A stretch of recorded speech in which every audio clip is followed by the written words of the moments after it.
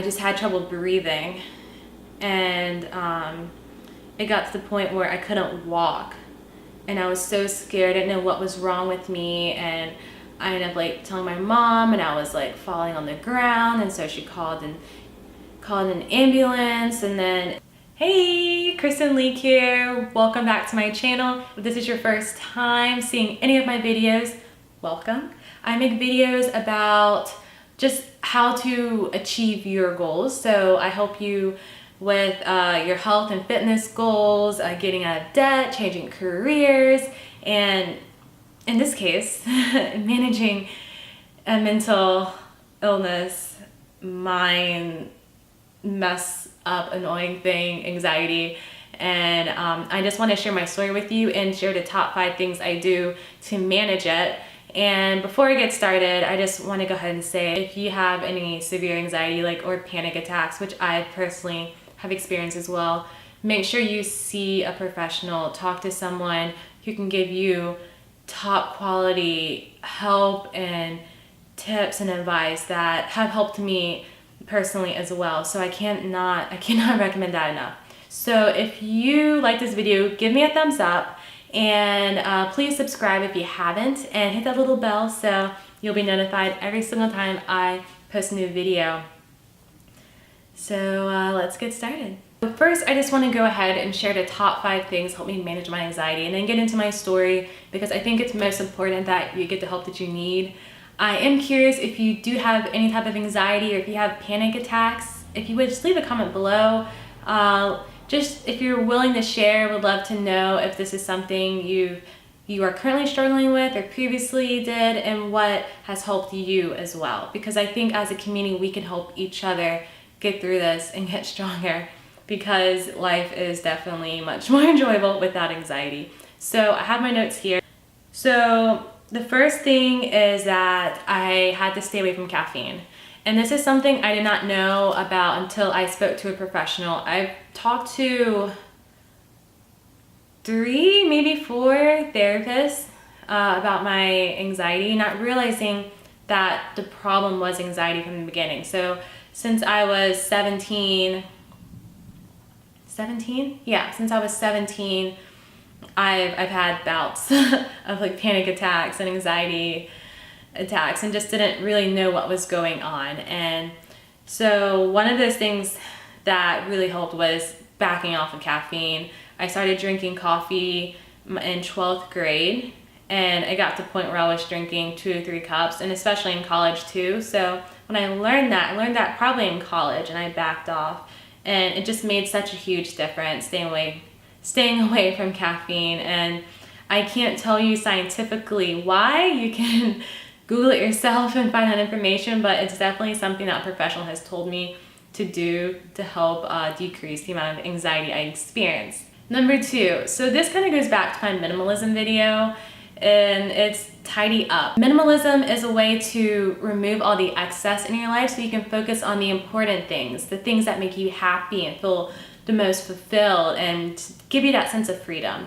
And so it can be removing all the junk and clutter in your house. It also can relate to just being in toxic relationships or toxic friendships, and just having so much stuff around you, things that you don't really care about. Maybe you also have a thing where you cope with shopping a lot, so you have a lot of stuff in your closet. So minimalism has definitely helped in that area for me. 3, I almost forgot my numbers. So 3 is seek professional help if you haven't already. So see a counselor or a therapist if you are in college. They're typically available for free in your student union. Just ask about that, but most universities provide free therapy sessions. And also what I wish I knew the first time. So when I was 17, I saw my first therapist. It was a point in my life when I was crying all the time. I remember a teacher actually sent me home because I just could not stop bawling my eyes out, and I didn't know what was triggering it. I didn't know why. I felt so much overwhelmed, and I was just so upset. And so my parents sent me to a therapist, and I did not like her at all. I went to one session and I kept skipping them, which is actually a dumb thing to do because they still charge you. So if you don't like a therapist, that's okay. Find another one until you find someone who's a good fit for you. And eventually you figure out the qualities that you look for in a therapist. 3, get sleep if you haven't already. I know if you have depression and anxiety, this can kind of be a bit tricky because I know when you're depressed, sometimes you sleep a lot more. When you're anxious, for my personal situation, remember basing this off of me, I'm not a licensed professional, but for me personally, I get really anxious when I'm running on 4 to 5 hours of sleep. I'm just go, like gotta get all this stuff done, you know? So prioritizing sleep definitely helps lower that adrenaline and the fight or flight mode, because that definitely ramps it up when you're running on very little sleep. And lastly, get outside, like get fresh air, go for a walk, move your body. There have been so many scientific articles about the benefits of being outside, being in the sun, getting fresh air, and what it does to your mental state and your body. So that's the last thing I want to leave you with of how I personally live with anxiety and get it under control. Ooh, bonus, I'm going to add this one too. Being more self-conscious to your triggers, or when you have that heightened sense of anxiety. I can't get my words out. But after doing multiple therapy sessions, I've learned the way my body feels when I'm about to have an anxiety attack, and most importantly, when I'm about to have a panic attack. So for me personally, I feel my body tense up, my breath is shortened, breathing real fast, very shallow breaths, and my heart's beating fast. And also when I start having really negative thinking, like just the panicky thoughts. And so when I start to feel my body tense up and I notice my breathing, I mentally just relax myself. I think I imagine I'm in a place that makes me feel really relaxed. So when I did this exercise with my therapist, there's this park in Charlotte that I absolutely love and I would go to, and sometimes I would cut class to actually go, which don't cut class. But I would go to this park, and whenever I was upset and feeling anxious, and it just relaxed me. And so I would visualize that with my therapist. And so I often think about being in a place similar to that park and just relax. And I focus on my breathing. I try to make my breaths a lot longer. Try to make them deeper if possible. Sometimes I can't, and that's okay. It's not going to happen immediately, but just gradually slow down my thoughts and my breath, and just try to relax. And I haven't had a panic attack in a really long time. I've been in situations when it's about to come, but because I can recognize when I'm triggered, I can't tell what's triggering it sometimes, but when I feel like it's about to happen, I'm able to calm myself down and to just reset pretty much. So I hope those tips really help.